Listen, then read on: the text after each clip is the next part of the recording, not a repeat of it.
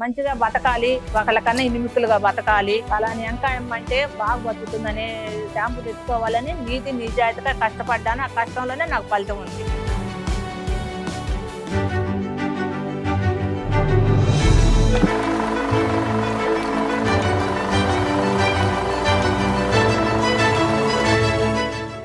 నా పేరు బొప్పూడి వెంకాయమ్మ. నా వయసు 60 సంవత్సరాలు, 3 పిల్లలు. మా షాప్ పేరు అనురాధ డిజైన్స్. మాది బెనారస్ చీరలు, కంచి, ధర్మవరము, పేకేరు, మంగళగిరి కాటను అన్ని అమ్ముతాం. మగ్గం వర్కులు చేపిస్తాను.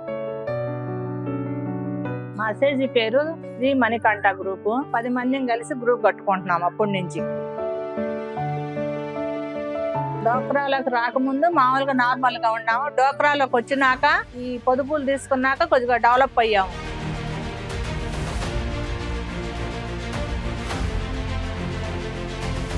గ్రూపుల మీద పొదుపు తీసుకున్నాము. 50,000 కొంచెం బట్టలు తెచ్చుకున్నాను, అమ్ముకుంటా ఉన్నాను. దాన్ని చిన్నగా డెవలప్ చేసుకున్నాము.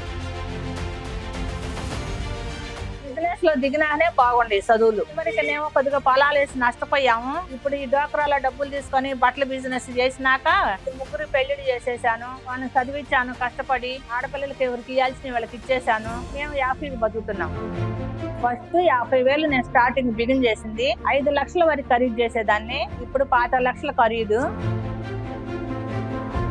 ఫస్ట్ స్టార్టింగ్ మేము మా ఫ్యామిలీతో చేసాము. తర్వాత 2 వర్కర్లు పెట్టుకున్నాను బట్టల కాడ. ఇప్పుడు మగ్గం వర్కుల కాడ 4 పెట్టుకున్నాం.